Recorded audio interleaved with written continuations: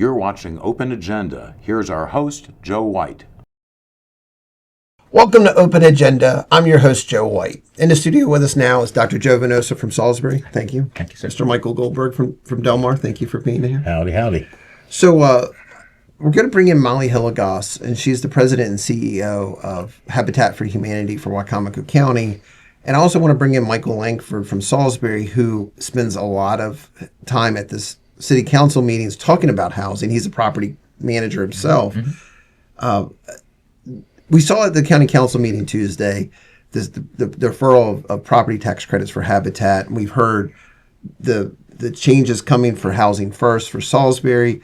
So I really wanted to bring in some folks who really understand this at the ground level and to see how they feel like these changes could have a positive or negative impact. And then after they're done, I'd like to come back in and talk about it from a political standpoint, because we're seeing it present at these council meetings, right? Indeed. So will you guys stick around? Totally. All right.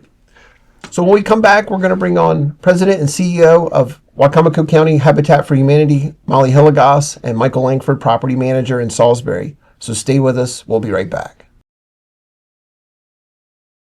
Welcome back to Open Agenda. In the studio with us now is the President and CEO of Wicomico County Habitat for Humanity, Molly Hilligoss. Thanks for having me. Thanks for coming. Hi, everybody. Mike Langford, thanks for joining us today as well. Thanks for having me. We've seen you out in public a lot, and we've heard some of the programs that are involved with Habitat in the news lately, but I really wanted to find out from the source exactly some of the programs, how they work, and some of the challenges you see coming up ahead. So I want to first ask you about the down payment assistance program. Can you explain a little bit about what programs you offer there and how people can find out more information? Sure. So I always encourage folks to go to our website, wicomicohabitat.org, just for more information about all of our programs. But our goal is to provide affordable homeownership and attainable homeownership. Our program is very specific. So when you think about a housing continuum, from, say, homeless to a luxury home builder, we are only serving a very narrow slice of that continuum. So the families that earn between 30% of the area median income and 80% of the area median income are the families that we are charged with serving. And that goes for becoming first-time home buyers, as well as preserving home ownership for our older adults that are needing critical home repairs. Okay. And so probably the most difficult part recently, because of the high cost of construction, even with a nonprofit, we get some special deals, and we use volunteers to help us, but the cost to build right now is over $200,000 for a 3-bedroom, 2-bath house. Wow. Our cost. Yes. That's just materials and subcontractors. I mean, inspections, the cost of the land. Yeah. All that. So then when you have a family, let's say we have a family right now that she's a teacher assistant in Wicomico County Schools, and her son is going to buy the house with her. Okay. And he's in the trades, and their combined income is $62,000 a year. Okay. So the most they can afford in terms of their first mortgage, the affordable mortgage, is around $1,300 a month. Okay. Okay. And it's really even hard to find a rental for $1,300 a month. Yes. So we are required to sell homes at fair market value. So even if it cost us $270,000 to build the house, if it appraises for $250,000, that's what we have to sell it for. Okay.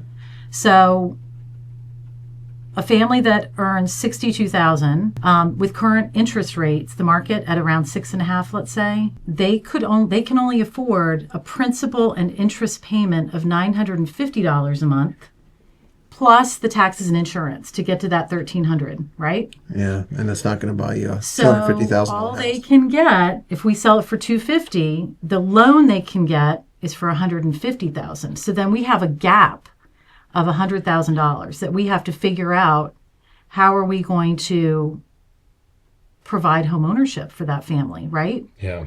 So when you ask the question about down payment assistance, it's not that we're providing the down payment assistance, it's that it's yes and. So we're finding down payment assistance for that family, and we then come in with layered down payment assistance to make it work. Federal Home Loan Bank of Atlanta provides the money to the banks that they then lend, right? Okay.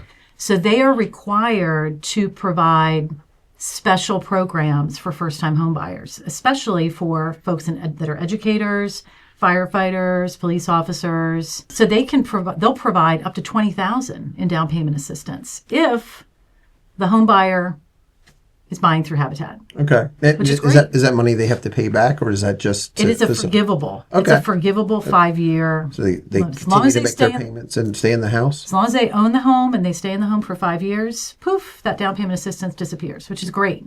That's fantastic. So, but in this situation, right, like this example where I've got a $100,000 gap. Right. Okay, so we get the $20,000. I'm still short $80,000. Where's that money going to come from? So either we layer it, or if we've spent the money from donations to build that house, we can then hold a silent second mortgage that would then stay in place until the family sells the house or refinances at some point in the future, and then Habitat gets paid back. Okay, because they don't get that for free, but they're in no. second place Right. on the mortgage. Yeah, there's no monthly repayment. There are other down payment assistance programs. For example, the Maryland Mortgage Program has some down payment assistance. They have 3%, 4%, 5%, up to 6%, but the interest rate is higher. The program and how much down payment assistance. Basically, you're going to pay for your down payment assistance in the rate. What's the solution, right? Because we can't serve more families faster if we have to come up with $100,000 gap for each family, right? And the reality is here in Wicomico County, homeownership has sunk to 58%. We are second to last in the state. Worst in the state is Baltimore City.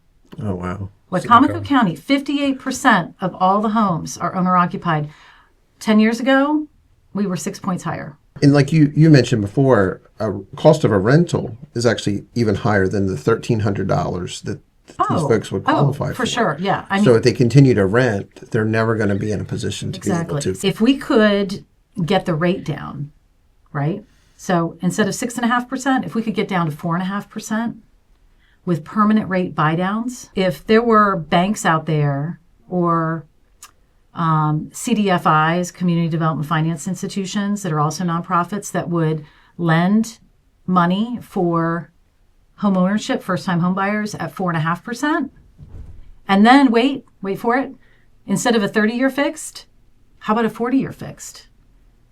I know it's a little controversial because it's like, whoa, how old will they be when they finally pay the house off? But the whole goal is to get the family into affordable home ownership, stabilize that payment so that they can have the opportunity to build generational wealth through home ownership, right? The $250,000 house, if we are able to get 4.5% fixed for 40 years, then that same family can afford a $212,000 loan instead of a $150,000 loan. Their principal and interest payment is the same, $950. That's fantastic. Right? And then Habitat, we only have to come up with $38,000 in down payment assistance. So then let's go back to the Federal Home Loan Bank of Atlanta can provide $20,000.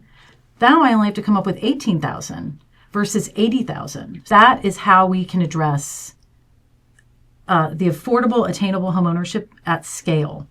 Well, and now, What do you think?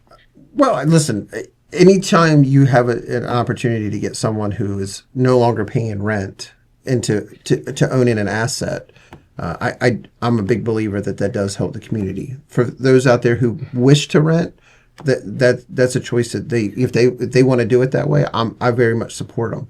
But it would be nice if people had the opportunity to purchase and start to build that wealth. And this isn't like this is not like I'm blazing any trails here. I mean, other habitats in the nation are already doing this. Habitat for Humanity International will allow us to offer 40-year fixed mortgages. So what's keeping you from being able to do it now? Just find an institution to underwrite it? Local banks are not interested in a 40-year mortgage right now. Okay. Really interesting. Well, Because the I mean, market demand is so high. a lot of banks resell the mortgages on a secondary market, so there has to be an appetite to buy those loans on the secondary market. There really isn't much of that. And then also, not unlike people, right? Banks don't like a lot of change. And so I want to ask you too. I was at the county council meeting on Tuesday, and they were talking about the property tax credits for Habitat for some of the properties, 14 properties that you own. It seems like it'd be very important for them to pass it. It did pass. What is that program, and why is it important to Habitat? So it's really not a property tax credit. It is more of a deferment. Okay. So what we've asked them is that, let's say we're going to buy a package of homes, or even the ones we have right now are all scheduled to be sold soon. So it's really about the future. So let's say there's a landlord out there that's just tired of being a landlord, just wants to sell off, and so let's say we buy a package of 10 homes. We would then go to the county and say, county, we would like to exercise our right for a property tax deferment. So the property tax would stop. I mean, it wouldn't stop. It would just pause. For 5 years, correct? Right. And then it would give us an opportunity to rehab those homes. Okay. And then when we sell them to our first-time home buyers, then all that tax that we would have paid over those 5 years becomes due. At the settlement table. Settlement table. Okay. And so the county's not out any money. The county is out no money. I think that's an important fact to put out there, because in the session there was a lot of discussion about just how that would work. Right. And the county made it very clear, although they're not collecting any additional interest during this deferment, right, they're not losing the money right. that was already going to be owed. Well, and they talked about the overall cost. I mean, in the 14 properties that they talked about specifically, you're talking $20,000 over a 5-year period. Yeah, it's not that much. It's minuscule. But it helps you with your cash flow. It And I does think help that's us the with the cash important takeaway there. So you can get more people into a home ownership situation. Yeah, I mean, it is so expensive to rehab a home. My goodness, like just to replace the HVAC system, you're talking $10,000. Yeah. On a small 3-bedroom, 1-bath house that was built in 2000, the roof is going to be $7,000. Yeah. I mean, all these are major Renovations. The costs are huge. Yeah. I want to talk about the housing first. The city of Salisbury is making changes, and there seems to be some appetite to end that. What would that do to the mission of the work you're doing? So, as I mentioned about the housing continuum from homeless to luxury home builders, that is on the unhoused, the homeless part of that continuum. So, how does the housing first work now? So I am not. That's not our sliver of the housing continuum. Okay. So I'm not following that. I want to ask you, Michael. So the way that I view it is, you look at the history of this country, and post World War II in the 50s and 60s, you end up having the film. In the book originally, One Flew Over the Cuckoo's Nest, because of asylums and abuses. And so people started suing asylums and sanitariums and the places where you would keep the most vulnerable population that Molly's talking about.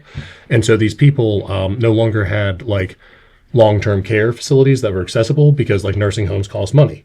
So if somebody has severe mental illness and there's not some place for them to go to, now they're potentially in a homeless situation.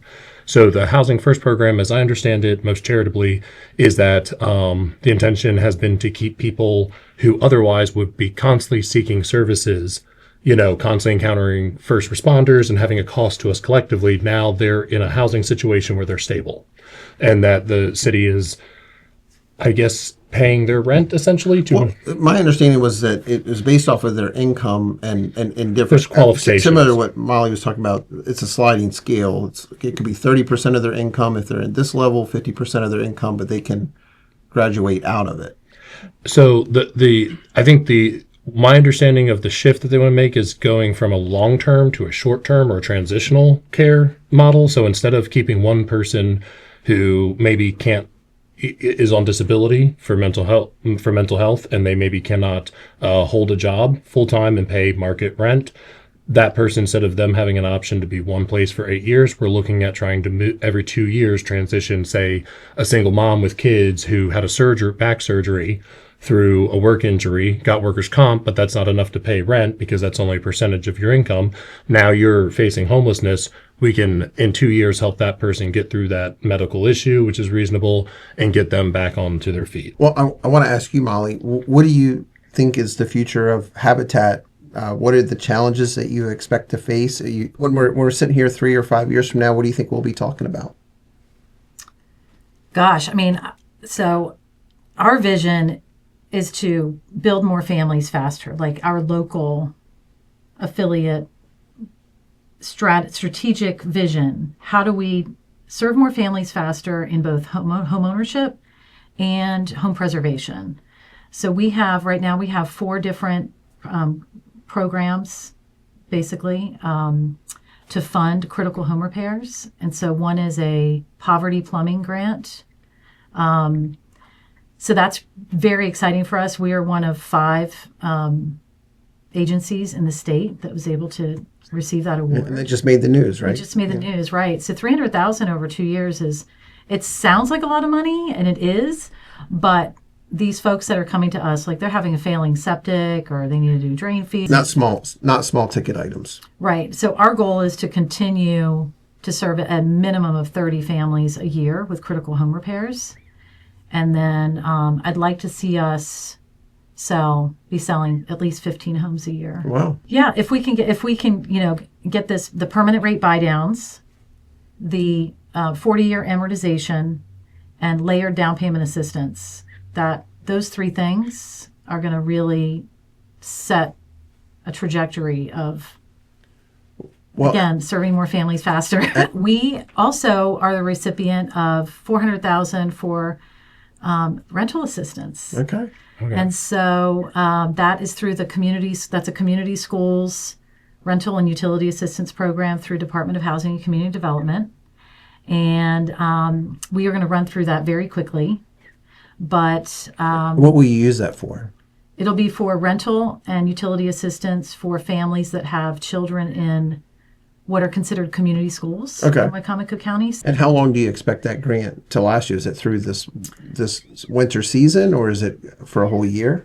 We have until next September, but $400,000 is going to go. It's going to go like that. Yeah. I'm guessing by January it'll be gone. How would people get more information about that program? Where would they go? They can go to our website, wicomicohabitat.org, and there's right on the front page, there's one of those little sliding banners. The first one's our Chefs for Habitat. So okay. Oh, yeah. When is that? Tickets go on sale November 1st, and that is March 7th, 2026. What's your theme this year? It is, it's a Hollywood theme, so it's... Has anybody ever left that event hungry? No. Okay. So if you're a hungry person and you want to help the community, buy a ticket. It's so much fun. What else is there to do in March, really? But what I'm saying with the back to the rental assistance, you click on that little banner, and it takes you to an online application, and then even the landlord can click on that, and they can apply for their tenant. Wow. So, Molly, is there any resources that are coming from the federal government? I'm so glad you asked me, because I actually brought you some information on the Renewing Opportunity and the American Dream to Housing Act of 2025 that was passed in July.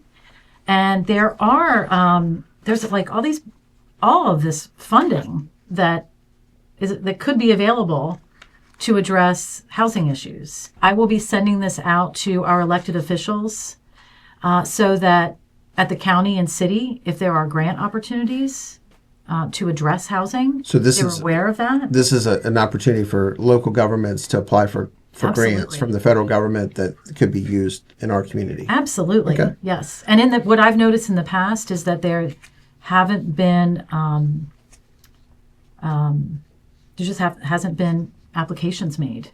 Do they have a grant writer at the city currently? Do you know? They just hired a grant writer.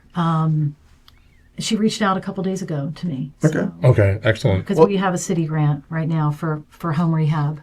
So I would like to have you back on. To Well, talk about that. Thank you okay, very so much. then you can start reading All right. Thank in you your very free time. So thanks for watching this segment of Open Agenda. We'll be right back. Welcome back to Open Agenda. Dr. Joe Venosa, thanks for coming back. Thank you. Mr. Mike Goldberg, thanks for coming back in. Yes, sir. It's very interesting to hear what Molly had to say, not just about programs that Habitat is offering, maybe some of the future and even maybe some of the other challenges that are for the unhoused folks who are not quite at the level that they're serving. We've seen it with the city government. We've seen it with the county government. We chase this albatross that is affordable housing, right? Mm-hmm. So, Joe, do you think are we hitting the right notes, or are we just going the wrong way? Well, I think any good is good, right? So I think what Habitat does is good, and I think those efforts should be, celebrated and commended. I think part of the problem is just the scale of the problem, and we were talking about this off camera. But part of the issue with the local aspects of housing supply and cost is that you can't distinguish it from the broader societal stuff. Sure. And that's part of the we problem. live in a capitalistic world where the market is going to drive these factors. And yet there's so much government regulation, and then there's the influence of the private sector, and then there's the historic role. So it's like you have all these really complicated competing entities, and some cooperate, and then you have the history behind it. And in the end, the results speak for themselves. Well, let's frame it in the context of some of the density issues that's been discussed in the city of Salisbury and the properties that have been sold off to, developers with ties to the former mayor. Sure. We're fighting this housing battle, but doesn't it seem like there's selected developers who are going to make a lot of money on what's going on? And not only that, but it seems to run contrary to what someone like Molly and Habitat for Humanity are doing, which is, their goal is to expand home ownership. And I fully agree with that. You had made a point earlier that, any kind of effort you can do to develop home ownership is a good thing, because I think people generally are going to treat what they own better. Certainly it's a way of building wealth. Now, again, there's always going to be renters, there's going to be people that are more transitional. That's just an aspect of life. But it's interesting that most of the housing approaches we've taken, certainly in the city, and to some extent the county, are more tipped to the scale toward developers for rentals rather than genuine generational home ownership. And that's, to me, the great fallacy here. Well, Mike, I want to ask you, you were at the county council meeting last Tuesday, and you've been there when they've discussed property tax credits for things like in the Horizon Fund for the Ross building, which is more dormitory style apartments. One of the things we got to ask Molly Hilligoss was about this $20,000 property tax deferral. Yet at the same time, we're giving millions of dollars away to something like Mentis Capital that they don't have to pay back. Well, when you're subsidizing developers, essentially that's corporate welfare. These programs help, the ones that Molly discussed, help people on the lower end of the income scale. Personally, I've got issues with both, though. I think that government involvement in home mortgages has distorted the market. And someone who spent most of his life as a commercial real estate lender, I don't think it's a legitimate function of government to have taxpayers taking the risk for homeowners. But this market has been distorted, particularly since World War II, with VA loans. Women came back from World War II. We had just come out of the Depression, during the war, at the beginning of the war, and they deserved some help, after serving our country, defending our country, but they distorted the market. And when you have secondary markets that exist now, a secondary market is when if let's say you're a bank and you make a loan, then you sell that loan to somebody else. I think that's a lot of people's big critique, is that we don't have the same traditional banking and mortgage system we had after World War II. We right? don't. And it actually increases the risk, because if I'm originating a loan and I can sell it to somebody else, I can make a bad loan and I can sell it to another guy. Well, didn't we just see this in 2008? Well, we did. That was a little bit more complicated, because then you were dealing with mortgage-backed securities, where they would take a pool Tranche, of mortgages, a whole bad pool, mortgages. and in many cases, yes, the subprime loans, and then sold those, and the mortgages would, and the underlying real estate would be the collateral for issuance of a security. What are you suggesting, that as good natured and good intended as these programs are, they're actually pushing an artificial balloon of making housing less affordable for those who would have otherwise had affordable housing? There's no question about it in my mind, and I don't think most people fully understand the extent of the risk that our entire banking system is taking. For instance, a lot of people will remember the savings and loan crisis back in the early 80s. I was, dab smack in the middle of that back in Texas. It was you. No. Well, I never made a loan that was foreclosed. I can tell you that. I'm very, very proud of it. Didn't make as many loans as the other guys did, but the asset quality was very good. But the that's never been paid for.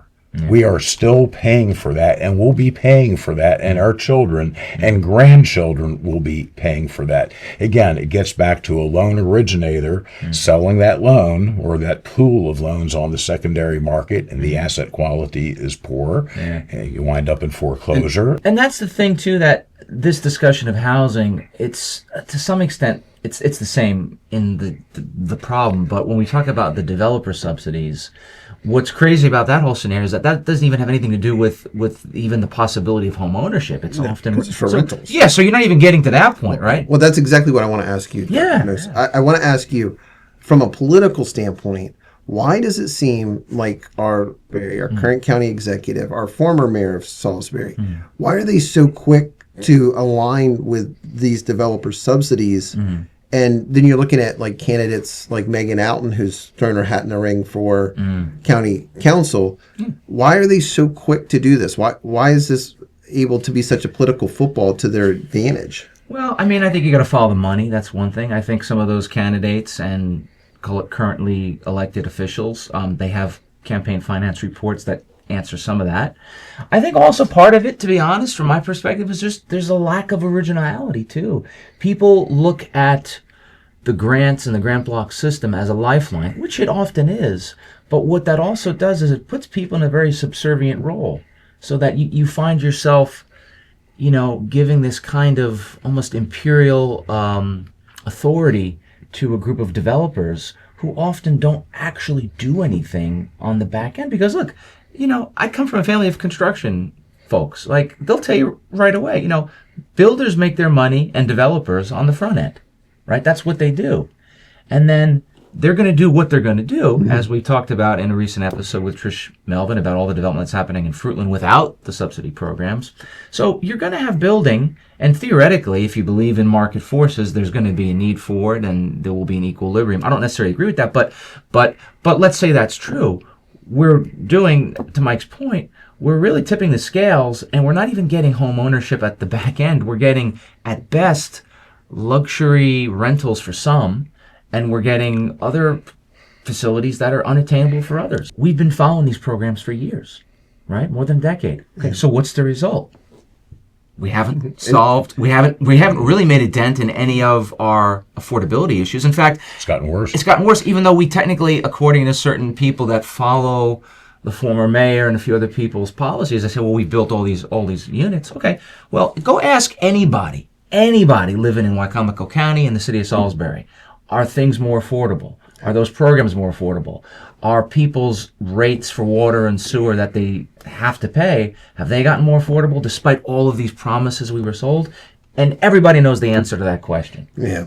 So why does it feel like both Democrats and Republicans, current candidates, current, former, future ones maybe, Why does it feel like they're all kind of speaking the same jargon? Is this a uniparty system? Because they all serve the same masters. Okay.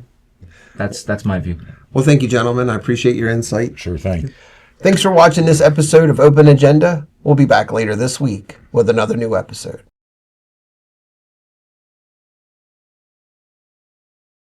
Stay still. Sit on your hands. Tractor's hard here.